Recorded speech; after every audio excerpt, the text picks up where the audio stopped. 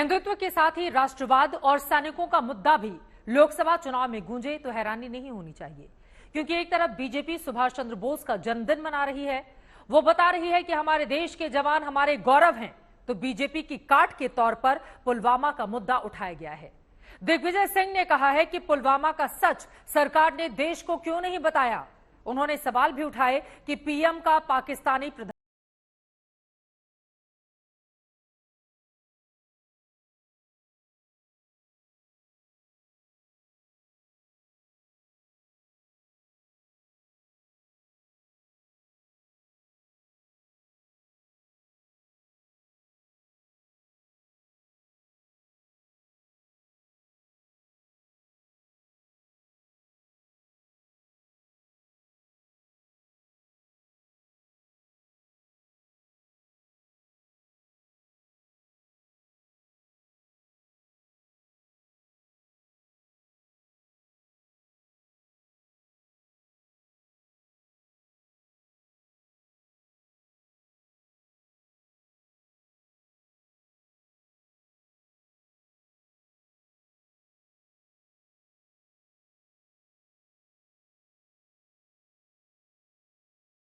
बात करते हैं कि हमने इतने लोग मार गिराए, लेकिन प्रमाण कुछ नहीं, केवल झूठ का पुलिंदा से ये राज कर रहे हैं। संसद में रखे। आपने मंच से कहा कि जो पुलवामा आतंकी हमला हुआ उसमें दिग्विजय सिंह जिस वक्त अपनी रौ में पुलवामा हमले को लेकर सरकार पर निशाना साध रहे थे, उसी वक्त जयराम रमेश बीच में आ गए। उन्होंने आज तक संवाददाता का माइक पकड़ लिया, उसे साइड में हटाया और बोले डाइवर्ट मत कीजिए। एक बार नहीं 3 बार। नहीं, आपने मंच से कहा कि जो पुलवामा आतंकी हमला हुआ उसमें लैप्स हुआ है। लैप्स हुआ है, बिल्कुल लैप्स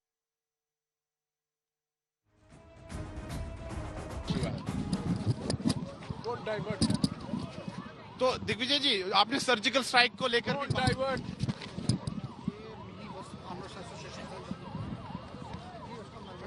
दिग्विजय जी, सर्जिकल स्ट्राइक्स को लेकर क्या पीछे हटो, पीछे हटो, पीछे हटो, अरे पीछे हटो रे यार, हटो, जाने दो उनको।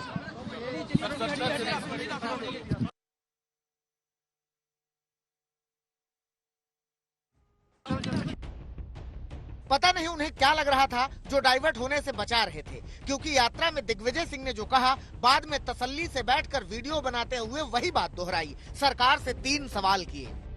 पुलवामा में हम लोगों के 40 सीआरपीएफ के जवानों ने जान, आज तक ये बात खुलासा नहीं कर पाई भारत की सरकार कि आखिर ये 3 कुंटल आरडीएक्स आया कहां से। इसके साथ साथ आज तक ये जवाब नहीं दे पाई है कि देवेंद्र सिंह डिप्टी एसपी, जो कि आतंकवादियों से पकड़ा गया, वो आज कहां है, उसको क्यों छोड़ दिया गया, राष्ट्रद्रोह का प्रकरण उसमें क्यों नहीं बना। इसी के साथ साथ हम तो पूछना चाहते हैं प्रधानमंत्री जी से, उनके और पाकिस्तान के प्रधानमंत्री जी के क्या संबंध है, कैसे संबंध है। राजनीति में यूं ही कभी कुछ नहीं होता, न यूं ही यात्राएं होती हैं, न यूं ही बयानबाजियां होती हैं। सबके अपने अपने अर्थ हैं। तो अनायास ही नहीं है कि जब पीएम मोदी ने नेताजी सुभाष चंद्र बोस की जयंती पर अंडमान निकोबार द्वीप समूह के 21 द्वीपों का नाम देश के लिए सर्वस्व निछावर कर देने वाले परमवीर चक्र विजेताओं के नाम पर रखे, तभी उधर से दिग्विजय सिंह ने पुलवामा का जिक्र कर दिया। अब बीजेपी कह रही है कि कांग्रेस जवानों का अपमान कर रही है। आज पूरा देश नेताजी को याद कर रहा है। आज पूरा देश जिस प्रकार से परमवीर हमारे विजेता हैं उनको याद कर रहा है, नमन कर रहा है, परंतु पहले तो सर्जिकल स्ट्राइक का प्रूफ मांगना, फिर पुलवामा का दोष भारत पर डालना, और अब भी दिग्विजय सिंह और कांग्रेस पार्टी इस बयान का बचाव कर रहे हैं। माफी मांगने के बदले, इस पर क्षमा मांगने के बदले, इस पर अपनी टिप्पणी वापस लेने के बदले कांग्रेस पार्टी निर्लजता से इस बयान का बचाव करती है। बीजेपी आरोप लगा रही है कि सर्जिकल स्ट्राइक का दर्द पाकिस्तान से ज्यादा कांग्रेस को है। हमारी वीर सेना, जो पूरे विश्व में सबसे ज्यादा वीर है, अपनी वीरता दिखाती है और आतंकी मुल्क को घुस के ठोकती है। तो एक तो दर्द होता है उस पड़ोसी मुल्क को, पाकिस्तान को, और सालों साल से ये जख्म कांग्रेस पार्टी के हृदय में भी अभी भी है। ये दर्द साफ प्रतीत हो रहा है। तो धर्म और जाति की राजनीति के साथ साथ 2024 के लिए राष्ट्रवाद और सैनिकों का मुद्दा भी पनप रहा है। निश्चित तौर पर इस पर भी जमकर राजनीति होगी।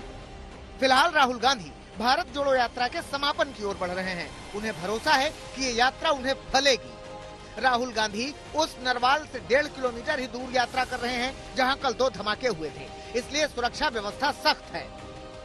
अगर जम्मू की बात करें तो कठुआ और सांबा जिले से होते हुए कुछ इस तरह सुरक्षा के सख्त पहरे के बीच ये यात्रा जम्मू से अब कश्मीर की ओर बढ़ेगी। हालांकि 2 दिन ये यात्रा जम्मू शहर और उसके बाद नगरोटा होते हुए उधमपुर होते हुए आगे जाएगी। लेकिन इस बीच लगातार सुरक्षा को लेकर कांग्रेस पार्टी की चिंताएं बढ़ी हुई है।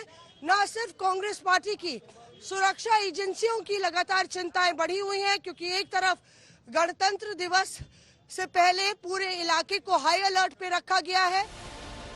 जब से भारत जोड़ो यात्रा शुरू हुई है तब से कांग्रेस आरोप लगा रही है कि बीजेपी सरकार यात्रा रोकना चाहती है। इस बार भी जयराम रमेश ने नाम तो नहीं लिया, मगर कहा जरूर कि यात्रा नहीं रुकेगी।